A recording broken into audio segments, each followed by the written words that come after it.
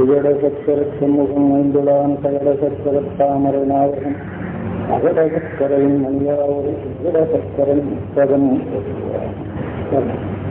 வேதமுது சிவமுனிக்கு வந்த காலங்கத்துகள் கடவுள் படும்படுகான மேகதிவன் புனலருந்தி வையம் வையதையர் பிறவியனும் வீர காதலும் பொருட்காண்டி கோட்டிலே வலது அமுதினை நிகழ்த்தன் தமிழகான காதல் மழை பொழிந்தாடி கொண்டதான கட்சி ஏற்பன ஒருபாகம்.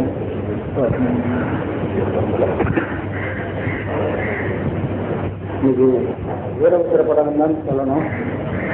ஞாபகம் வச்சிருந்தா என்ன வேறுபடலாமா? அது அந்த வகுப்புல சொல்லிடல. சரி, உமை வேறுபாடலாம் நண்பர்களே.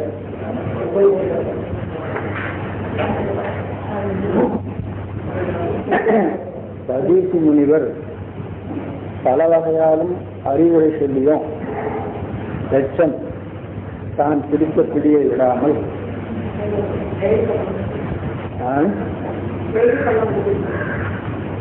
அது ஒண்ணு சாதாரணமா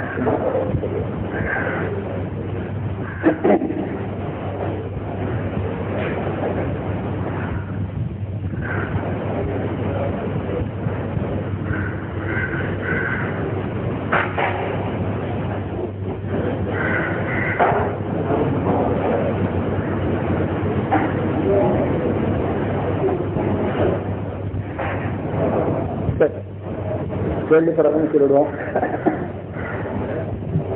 சதீசி முனிவர் பல வகையாலும் அறிவுரை சொல்லியும் தட்சன் கேளாமல் தான் பிடித்த பிடியை விடாமல் சிவபெருமானை நீக்கியே வேள்வி செய்வது, ஏனைய தேவர்களுக்கு அல் கொடுப்பது, திருமாலை வேள்வி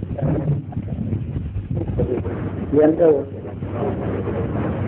கருத்தோடு வேள்வி செய்ய தொடங்குகிறோம். அந்த செய்தியை தான் நாம் இப்ப படிக்க போறோம். வேள்வி படலம் என்பதில் வேள்வியை அவன் செய்யறதுக்கு வேண்டிய மேடை முதலில் அமைத்துக் கொண்டதை சொல்லுகிறார்.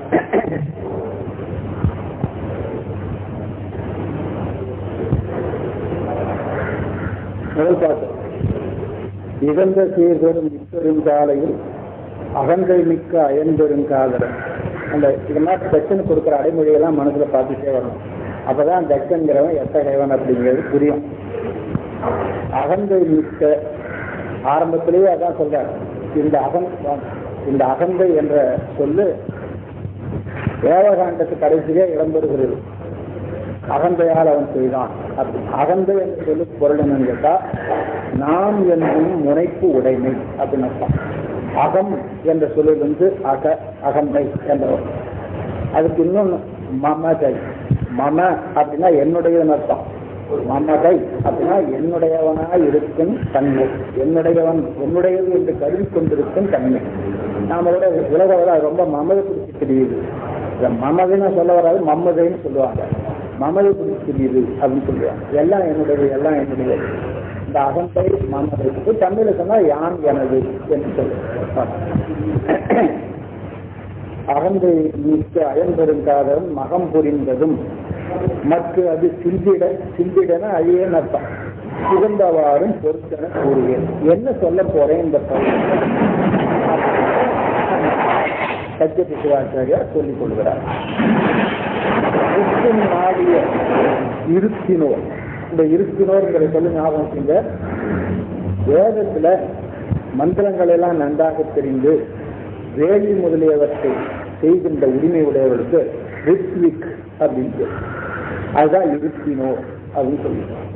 இருத்தினோர் சில சொற்களை தெரிந்து கொள்ள வேண்டும். வைதிகத்துல எப்படி எப்படி சொல்லி வழங்குது அப்படின்றது, அதுக்காக அது சொன்னேன். அரணியின் முறையால், அரணிங்கிறது கீழ்கடைகின்ற கோள். அது மேல் அரணி கீழ் அரணின்னு ரெண்டு உண்டுங்க. கீழே ஒரு கட்டையை வச்சு மேல ஒரு கட்டையை நிறுத்தி தேய்க்கிறது. அப்படி தேய்ச்சா அதுவும் தீ பறக்கும். அந்த தீயை எடுத்துதான் வேள்வியில வைக்க வேண்டும். நம்ம தீப்பெட்டி போட்டு உரைச்சோம் அல்லது வேற எதுவும் பண்ணியோ வைக்கக்கூடாது. ஆனா இன்னைக்கு வேற வழி இல்லை. தீப்பெட்டியே அரணியா நினைச்சுக்க வேண்டியதுதான். ஏன்னா மருந்து போக்கப்பட்ட பட்டை ஒன்று இருக்குது, மருந்து போய்க்கப்பட்ட குச்சி ஒன்று இருக்குது, சேர்க்க வேண்டியதுதான் வந்துடும். அவன் என்ன பண்றான், ஒரு கட்டையில ஒரு கட்டையை வைக்கிறான். அது தீக்கடை போல் அப்படின்னு சொல்லுவாங்க. அதுக்கு அரணின்னு பேர். அது மேலரணி கீழரணின்னு ரெண்டு உண்டு. அரணியின் முறையால் உற்ற அங்கியை வேதிகை பரப்பை மேல் வைத்து, வேதிகைங்கிறது மேடையை, அதுலதான் பரப்பை அப்படின்னு சொல்லி சொல்றது. இதுதான் தேவாக்க பரப்பை படுத்து. இந்த பரப்பை என்பது பொதுவாக வேள்வி மேடை அப்படின்னு சொல்லிடுவாங்க. இன்னும் சில பேர் என்ன பண்ணுவாங்க, பறவை போல அமைக்கின்ற மேடை, ஆகையினால அதுக்கு பரப்பை அப்படின்னு பெரும்பாலும் கருடன் மாதிரி அமைப்பாங்க.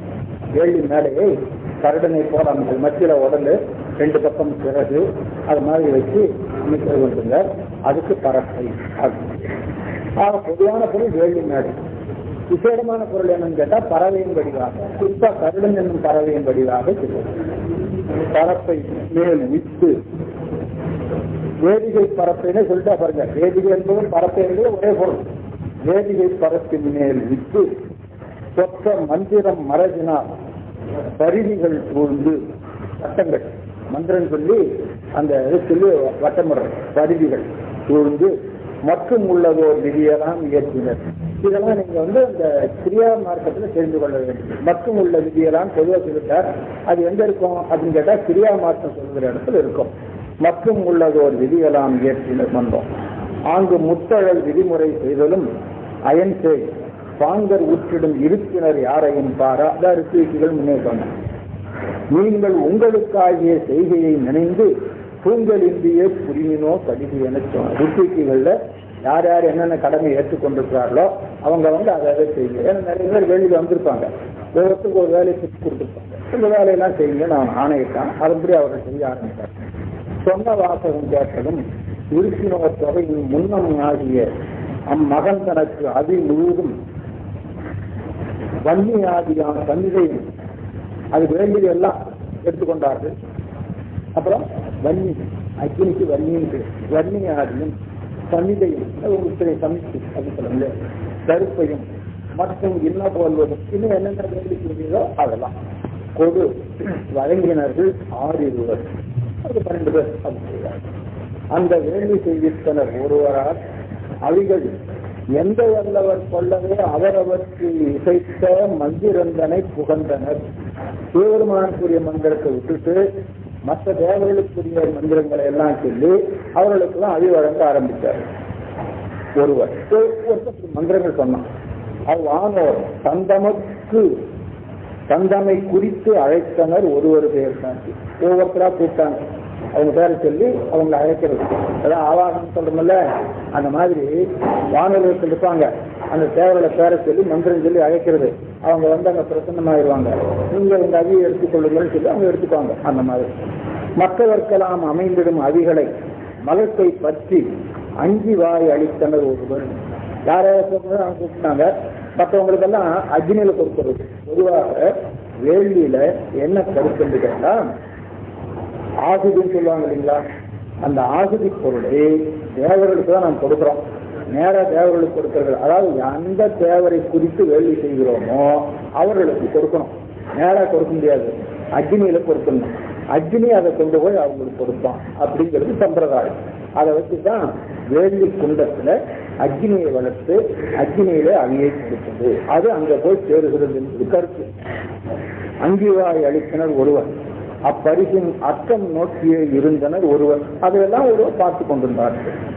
அதாவது யார் யார் தப்பு, அர்த்தம்னா குற்றம்னு அர்த்தம், சந்தர்ப்பம்னு அர்த்தம். யார் யார் எங்கெங்க தப்பு பண்ணாங்கன்னு பார்த்து அதை அப்படி திருப்பி அந்த சடங்குகளை முறையாக செய்வார்கள். அங்கு அதற்கு முற்றும் நல்லருள் புரிந்தனர் ஒருவர் அம்முதல்.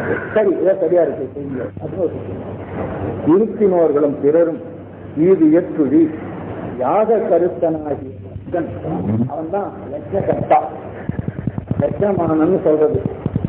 ஆன்மா ரெண்டு செய்வோம்னு அர்த்தப்போ இறைவனுக்குரிய அர்த்தமூர்த்தத்துல யமானன் அப்படின்னு சொல்லுவான். யமானன் என்பதுக்கு உயிர் அப்படின்னு பொதுவாக அர்த்தம் பண்ணிடுவாங்க.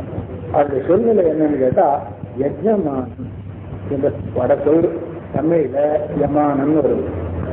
அது தமிழ் சொல் இல்லை, வடசொல் வடிவத்தை தமிழுக்கு ஏற்ப பிரித்து கொண்ட வடிவம்.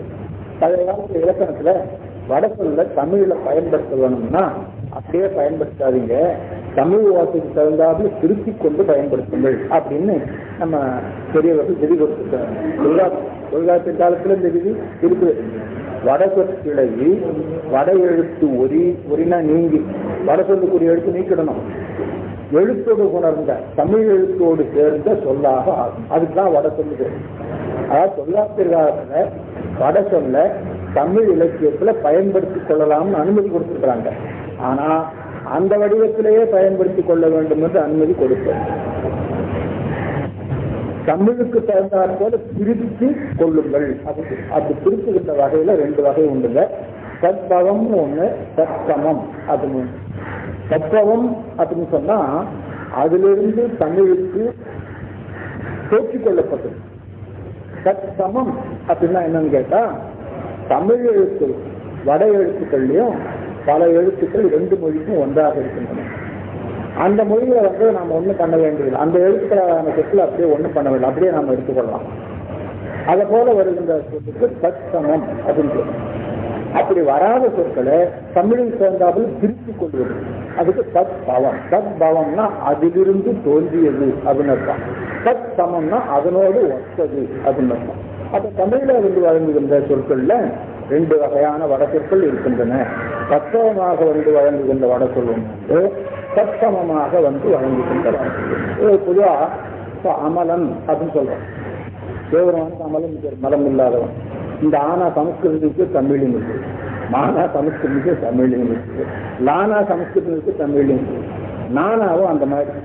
இதுல என்னன்னு கேட்டா இந்த நாம் சொல்ல அமலன் என்பதை போற 2 சூரி நானான்னு சொன்னா அன்னகரம்னு அதுக்கு பேர் முறையா. இலக்கணப்படி சொன்னா அன்னகரம் சொல்லணும். உலக 2 சூரி நானா அப்படின்னு சொல்லுவோம். அது சமஸ்கிருதத்துல கிடையாது. தமிழ்ல நாம போடுவோம். அப்ப சமஸ்கிருதம் எப்படி போடுவோம் கேட்டா அமல அது ஒரு லானா போட்டு மேல ஒரு புள்ளி கீழே ஒரு புள்ளி விசர்க்கம். சமஸ்கிருதத்துல பெரும்பாலான சொற்கள் விசர்க்கம் பற்றி தான் வரும். அமல அப்படின்னு வரும்.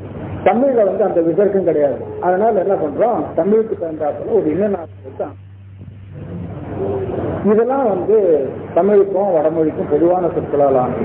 இதெல்லாம் தர்க்கமம் அப்படின்னு. இப்போ வட்டம் அப்படின்னு சொல்றோம் இல்லைங்களா. விருத்தம் அப்படிங்கிறது வடமொழி சொல்லுங்க. இந்த விருத்தம் என்று சொல்லி தமிழ்ல வட்டம்னு வரும். இது சத்பவம். விருத்தம் இது கூட்டெழுத்து. தமிழ்ல வீணா ரூணா போடுவோம். அப்ப குரு தமிழ்ல கூட்டெழுத்து கிடையாது. ஆகையினால தமிழ் சேர்ந்தாவில் குரு என்பது குருன்னு பண்ணிக்கலாம். இந்த மாதிரி பண்ணிக்கொள்ளலாம் என்று பழைய காலத்தில் விதி கொடுத்திருக்கிறாங்க.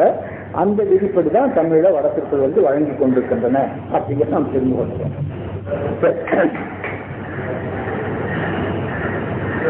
கருத்தன் இந்த எஜமான சொன்னல. அப்ப ஆன்மாவுக்கு லைஃப் மட்டும் போட்ட போதியா ஏன்னா அந்த பேர் போட்டு வேண்டாம். இது எனக்கு பண்றது.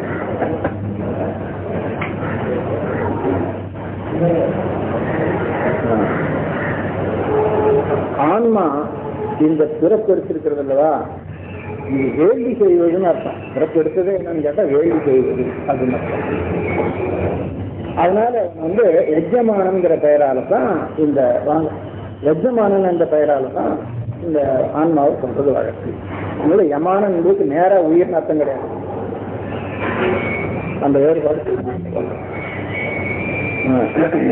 கருப்பனாகிய சத்தன் அத்தேவரை கருதி பறித்து நுங்குவீர். நீங்க விழுந்துங்க, வாங்கி சாப்பிடுங்க அப்படின்னு அந்த தேவர்களுக்கு சொல்றான் என்று அவி பிரிவரும் பகர்ந்தே இல்ல சுவாகா சுவாகான்னு சொல்லியிருப்பான். இவன் மந்திரம் சொல்லி அவி கொடுத்துருப்பான். டக்குன்னு அவன் தான் செய்யறான். அவன் முழுவதும் சொல்ல மாட்டான். பேர் முன்னால உட்காந்து சொல்லுங்க மந்திரத்தை அப்படின்னு வாங்க. அவங்க வாயில் வழியாது. அவர் பாட்டு வேகமா சொல்லிட்டு நாம சொல்ற மாதிரி வாயை வச்சுட்டு உட்காந்து வேற ஒண்ணும் இல்லை. அது ஏதாவது தெரிஞ்சுதாலும் ஒரு வார்த்தை 2 வார்த்தை போட சொல்லிக்கலாம். அந்த மாதிரி அவன் என்ன பண்ணா பறித்து நுங்குது வாங்கி சாப்பிட்டு அது எப்படி சொல்றது சுவாஹா சுவாஹா அப்படின்னு சொல்றது. இதுதான் நடந்து கொள்ளணும். பறித்து நுங்குது.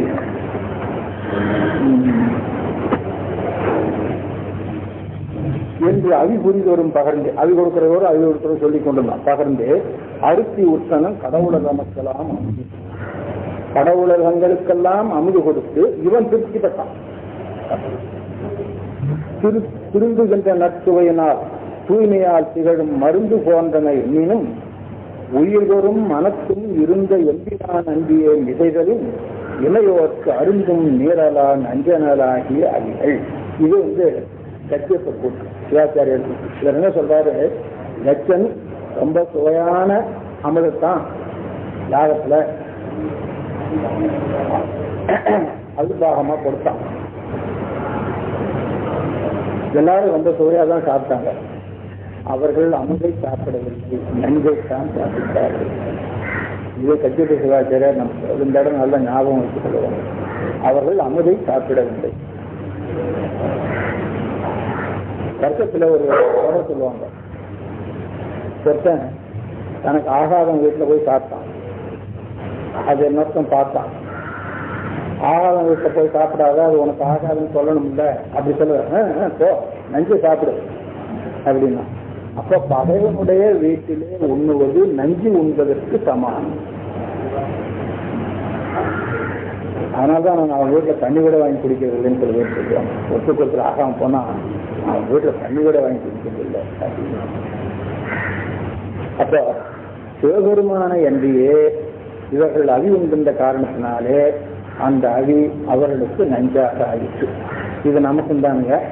நாம சாப்பிட்றதும் கூட ஒரு விதமான வேள்வி தான். நாம என்ன நினைச்சுக்கிறோம், பசிக்காக சாப்பிட்றோம் அப்படின்னு நினைச்சுக்கிறோம். அது பசியாக நினைச்சு சாப்பிடக்கூடாது. நம்ம இடத்துல இருக்கிற ஆன்மாவுக்கு, அந்த ஆன்மாவுக்குள்ளே இருக்கிற இறைவனுக்கு ஆகுதியாகத்தான் இந்த உணவினை கொடுக்கிறோம். அப்படிதான் அடியேன் உண்டவும் உனக்கா திருவிக்கா. நான் எனக்காக சாப்பிட்றது இல்லை, உனக்காக சாப்பிட்றேன். வள்ளலார் பற்றி நாம என்ன சொல்றோம், சில காசு நம்ம ஜென்மம் உணவுங்கிற பொழுது அந்த உணவு எண்ணத்தோடு தான் உணவு பண்றோம். அவர் என்ன சொல்றாரு, ஏன் எல்லாருக்கும் சாப்பாடு போடணும்னு கேட்டா, அந்த உடம்புல உயிர் இருக்கு, உயிருக்குள்ளே சிவம் இருக்கிறது. உயிர் விளங்கினாதான் சிவம் விளங்கும். அப்ப அந்த உடம்பிலே இருக்கிற ஆன்ம விளக்கமும் சிவ விளக்கமும் மிகுவதற்காக நாம் அன்னதானம் செய்கிறோம். நம்ம ஏழையா இருக்கிறான், அவனுக்கு சாப்பாடு இல்லை, சாப்பாடு போடுறோம் அப்படின்னு நினைச்சு போடக்கூடாது. ஆனா அவன் ஏழைதான், அது ஒன்றும் சந்தேகம் இல்லை. சாப்பாடு இல்லாம கிடக்குறான், சாப்பிட்றான். ஆனா நம்முடைய நோக்கம் என்னவா இருக்கணும்னு கேட்டா, அந்த உடம்பிலே ஒரு ஆன்மா இருக்கிறது, அந்த ஆன்மாவிலே சிவம் இருக்கிறது. பசியினாலே ஆன்மா விளக்கம் இல்லாம இருக்கிறது. ஆன்மா விளக்கம் இல்லாம இருக்குன்னா அதனுடைய சிவமும் விளக்கம் இல்லாம இருக்கிறது. நாம் அந்த ஆன்மாவுக்கு, அந்த உடம்பிலே இருக்கிற ஆன்மாவுக்கு உணவு கொடுக்கிற பொழுது உடம்பு பலப்படும். உடம்பு பலப்பட்டா ஆன்மாவுடைய விளக்கம் கிடைக்கும். ஆன்மாவுடைய விளக்கம் கிடைச்சா அதுல சிவ விளக்கம் கிடைக்கும். இதுக்காகத்தான் அவர் அன்னதானம் பண்ண சொல்லி சொன்னார். நாம அதை என்ன பண்ணிட்டோம், அது ஒரு பெரிய சமுதாய தொண்டு, ஏழைகளுக்கெல்லாம் சாப்பாடு போட்டேன் இப்படி கொண்டு வந்துட்டாங்க.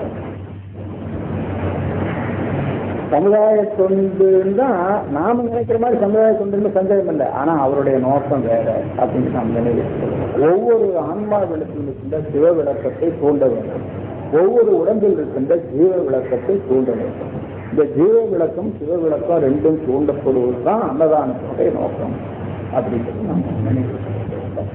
நாம விசேட காலங்கள்ல நண்பர்கள்ல உணவு போடுறோம், அதுக்கு மாகேஸ்வர பூஜை அப்படின்னு. திருவிழாவுக்கு வந்தவங்களுக்கு சோறு போடக்கூடாது. அங்க வந்தவங்கெல்லாம் மாகேஸ்வரர். ஆனா மாகேஸ்வரர்களுக்கும் ஒரு அடையாளம் உண்டு, குறைந்தபட்சம் தீட்சை பெற்றிருக்க வேண்டும். அப்ப அவங்கள தான் மாகேஸ்வரர் சொல்லுவாங்க. அவர்களுக்கு அந்த முறைப்படி நாம உணவு படைக்கிறோம். அங்க இருக்கிற அந்த மனுஷனுக்கோ அவனே மகேஸ்வரனாக சொல்லி அவனுக்கு உணவு படைத்தான். அவனுக்கு யாகத்துல பரிசாக கொடுக்குற மாதிரி நான் சொல்லுவேன். அவனும் அதே நோக்கத்துலதான் அதை உணவு வந்து. இதெல்லாம் நடக்குதா அப்படின்னு கேட்டா, நடக்குதா நடக்கலையா, நடக்கணும்.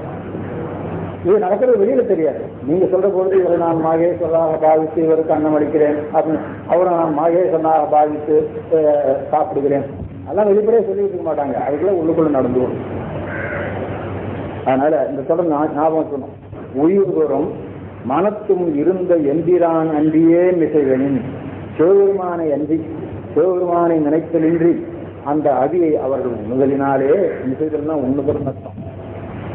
இணையோருக்கு அருந்தும் நீரலா நஞ்சனலாகிய அவிகள் நஞ்சு எனலாகிய அருந்தும் நீர்னா நீர்மை உண்ணுகின்ற தன்மை இல்லாத நஞ்சு போல அவை ஆயின. எனவே அவர்கள் சாப்பிட்டது உணவல்ல நஞ்சு. நஞ்சு சாப்பிட்டா என்ன ஆகும்? அதெல்லாம் அவர்களுக்கு நாளைக்கு நடக்கும் அப்படிங்கிறது நினைவு. அது பண்ணிருக்காங்க தொடர்ந்து ஞாபகம் சொல்லுங்க. இப்படி தட்சன் யாகம் செய்கிறான் என்பது நாரதர் கைலை மலைக்கு சென்று பெருமானத்தில் சொன்னார். அது முறைப்படி கதை எப்படி சொல்லிட்டு போறார். நாரதர் வந்தா என்ன இன்னைக்கு ஏதாவது விஷயம் உண்டா அப்படின்னு சொல்லி சிவபெருமான் கேட்டார். உலகத்துல தட்சன் கங்கை கரையில ஒரு யாகம் செய்கிறான் அப்படின்னு சொல்லி சொன்னார். யாகம் செய்கிறான்னு சொன்ன உடனே